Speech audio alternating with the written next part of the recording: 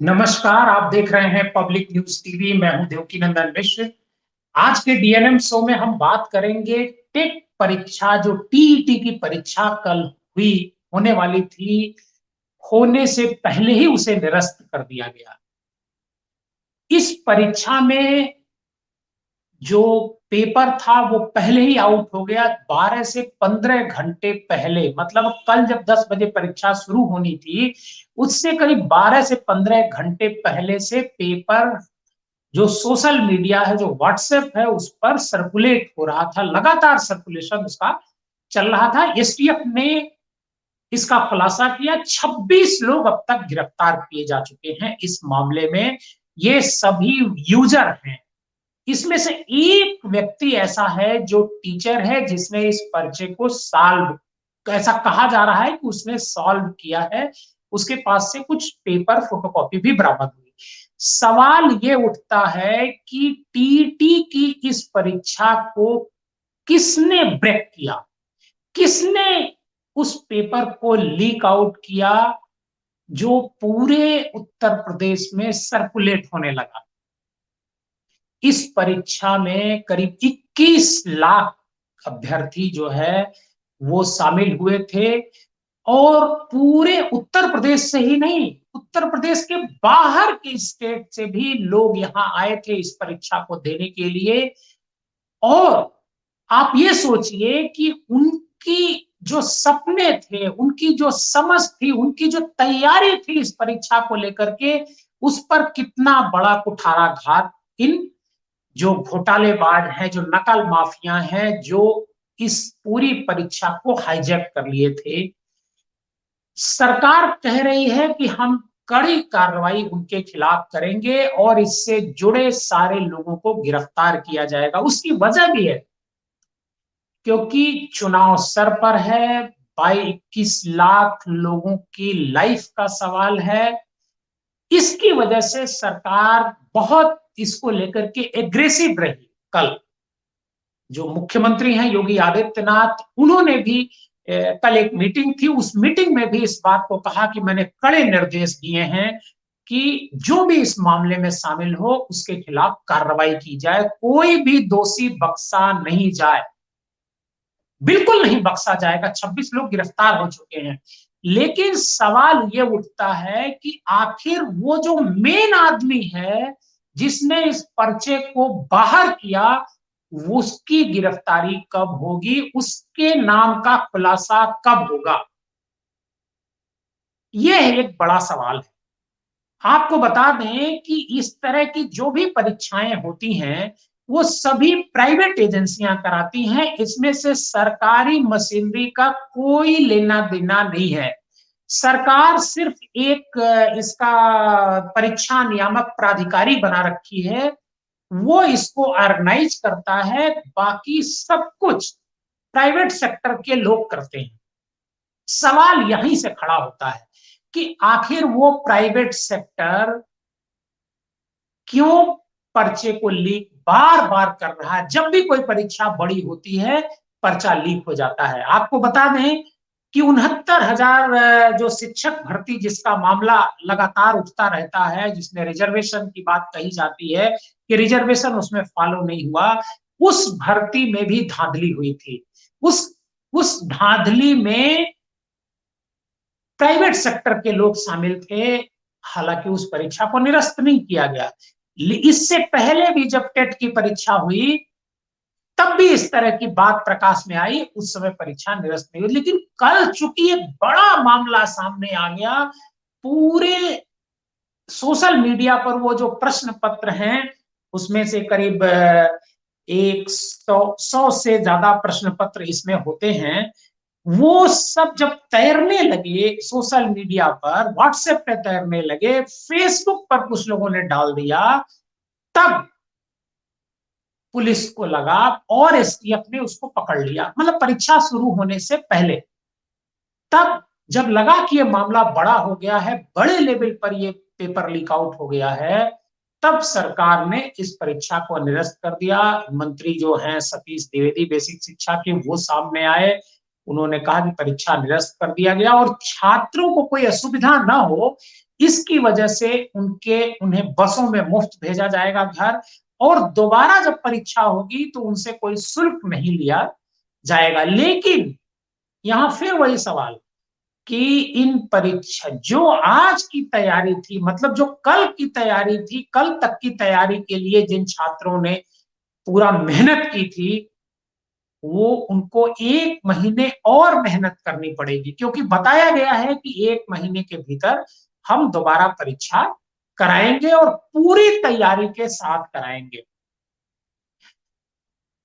जब इस मुद्दे पर अध्ययन किया गया, जब जानकारी की गई, तो पता ये चला कि ये पूरा सिस्टम प्राइवेट लोगों के हाथ में है। प्राइवेट प्रिंटर्स हैं जो इस पेपर को छापते हैं और छाप करके मार्केट में, मतलब वो भेज, परीक्षा नियामक जो प्राधिकारी है उसको भेजते हैं, और वहां से जो परीक्षा केंद्र होते हैं उन केंद्रों पर ये जो पेपर है 2 घंटे पहले मजिस्ट्रेट की निगरानी में पहुंचाया जाता है।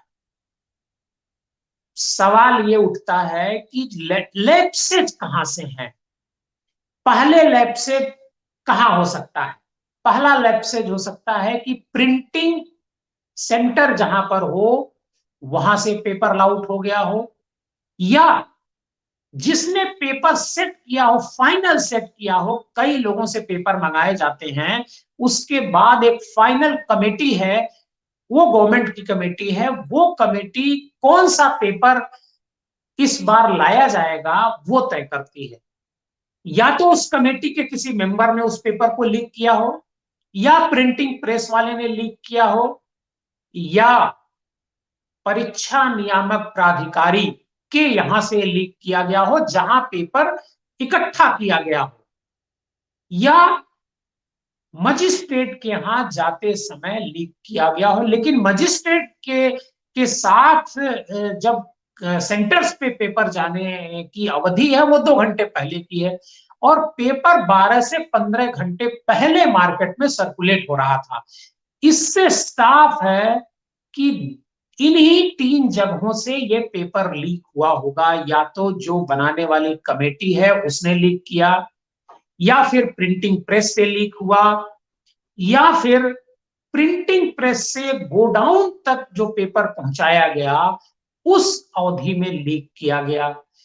सवाल ये उठता है कि इन तीनों से एसटीएफ की पूछताछ कब होगी और इनकी गिरफ्तारी कब होगी, और इसमें जो सरकारी तंत्र मिला होगा, इसमें बगैर किसी बड़े नेता, बड़े किसी अधिकारी की मिली भगत के ये संभव ही नहीं है कि इस तरह से पर्चा लीक आउट हो जाए। अब आनंद फानंद में परीक्षा निरस्त कर दी गई, छात्रों को फैसिलिटेट कर दिया गया, और ये कल एडीजीएलओ सामने आए और वो बताने में, ये बताना उन्होंने ज्यादा मुनासिब, उन पर ज्यादा फोकस किया कि उत्तर प्रदेश में कोई भी परीक्षा में पेपर लीक नहीं होता है, जबकि खुद ही बताने आए हैं कि पेपर लीक हो गया। अब सवाल ये उठता है कि आखिर इन 3 लोगों, जो 3 सेगमेंट हैं जिन पर संदेह जताया जाता है, उनकी गिरफ्तारी कब होगी, उन तक कब पहुंच होगी? क्योंकि इससे पहले जब कभी भी पर्चा लीक हुआ तो लड़के पकड़ जाते हैं, जो यूजर हैं वो तो पकड़ जाते हैं, बट जो मेन आदमी है वो नहीं पकड़ा जाता है। और शायद इसी वजह से बार बार हर परीक्षा में पर्चा लीक होने की घटना प्रकाश में आती रहती है। यूजर ने तो पैसे देकर के खरीदा, उसे लाभ लेना था, लेकिन कौन लोग हैं जिन्होंने इस पर्चे को आउट किया? जब तक उनके बारे में नहीं पता लगेगा, और उनको किसका संरक्षण है, सरकार के किन लोगों का संरक्षण है, किन अफसरों का संरक्षण है, जब तक इसका खुलासा नहीं होगा तब तक असली जो कल्पिट है, असली जो अपराधी है, असली जो इसका पूरा गिरोह है, वो पकड़ में नहीं आएगा। और तब तक ये जो प्रक्रिया है परीक्षा के पेपर आउट करने की, मुझे नहीं लगता है कि थमने वाली है। योगी जी गंभीर व्यक्ति हैं, योगी जी सख्त एक्शन उन्होंने लिया। जब उनको बताया गया तो उन्होंने कहा कि परीक्षा तत्काल निरस्त करिए और 1 महीने के भीतर परीक्षा कराइए और छात्रों को कोई नुकसान ना हो। उनका क्या दोष है, बात उन्होंने सही कही। लेकिन योगी जी को ये भी पता लगाना चाहिए इस एसटीएफ के जरिए कि आखिर शुरुआत कहां से हुई, इस पेपर लीक की शुरुआत कहां से हुई। जब तक ये नहीं पता लगेगा तब तक मुझे नहीं लगता है कि इस तरह की परीक्षाओं में होने वाली ये जो पेपर आउट की घटना है, नकल है, ये कभी रुक पाएगी। आज के डीएनएम शो में इतना ही। और शायद आप भी जानना चाहते होंगे कि आखिर इसका मुख्य अभियुक्त कौन है, इसका मुख्य कल्पित कौन है वो अफसर, कौन है वो नेता जिसने इसका संरक्षण है, और कौन लोग ये मिलकर के काम कर रहे हैं। क्योंकि बिना सरकारी तंत्र के मिले इतना बड़ा घोटाला, इतना बड़ा कांड, पेपर लीक कांड नहीं हो सकता है। बहुत बहुत धन्यवाद। आप हमारे शो में बने रहिए। इस तरह की शो हम समय समय पर लाते रहते हैं। और हमारे चैनल को सब्सक्राइब करिए और इस वीडियो को ज्यादा से ज्यादा शेयर करिए। बहुत बहुत धन्यवाद।